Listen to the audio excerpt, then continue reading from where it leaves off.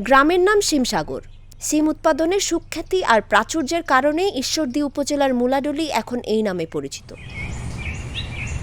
গ্রামের চাষিদের শিম চাষের এই সফলতার মূল নায়ক জৈব সার।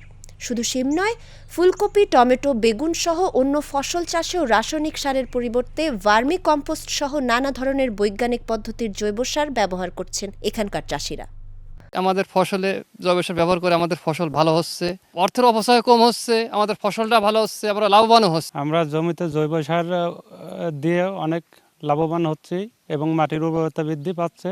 আর রাসায়নিক সার ব্যবহার করলে জমিতে ক্ষতি হয় এবং উৎপাদন খরচটা বৃদ্ধি হয়। প্রাকৃতিক বিপর্যয় ও মাটির উর্বরতা কমে যাওয়ায় গত এক দশকে জেলার এসব অঞ্চলে মাত্রাতিরিক্তভাবে বেড়ে যায় রাসায়নিক সারের ব্যবহার। কৃষি বিভাগের পরামর্শে এবং বেসরকারি উন্নয়ন সংস্থার উদ্যোগে নিয়মিত প্রশিক্ষণ ও উপকরণ সহযোগিতায় পরীক্ষামূলক প্রকল্পে সফল হওয়ায় এখন রাসায়নিক মুক্ত শিম চাষে আগ্রহী হয়ে উঠেছেন এই অঞ্চলের কৃষকরা।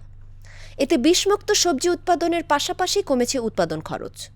টাকা পয়সা বহুত লাগে, সারের দাম গাদি, জৈব সারে আমার খরচ কম হয়, আমার ফসলের উৎপাদন ভালো পাই, আমার জমিও ভালো থাকে।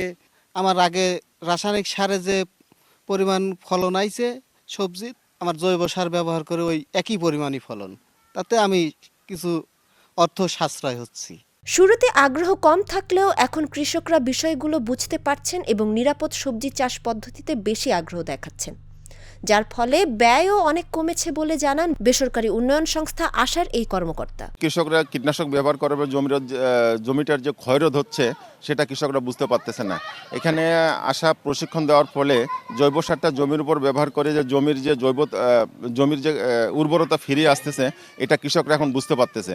এটা হলো জৈব সার ব্যবহারের ফলে উৎপাদন বাড়তেছে এবং কৃষকরা সেটা পজিটিভ দিক, মানে ভালো দিক হিসাবে নিচ্ছে।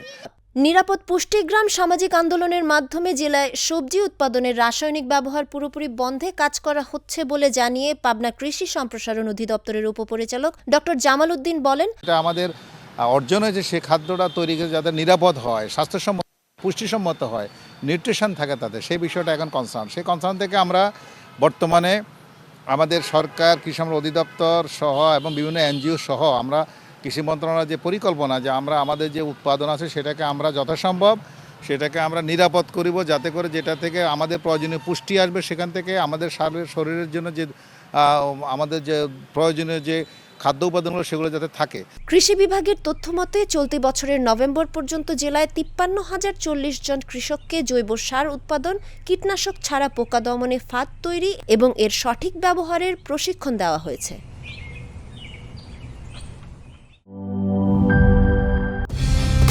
কালার এক্সপার্ট, জর্জ স্যাপ এবং মাইল্ড অন হ্যান্ডস টেকনোলজি সমৃদ্ধ অরিক্স ক্রিস্টাল ওয়াশ আপনার লন্ড্রি এক্সপার্ট।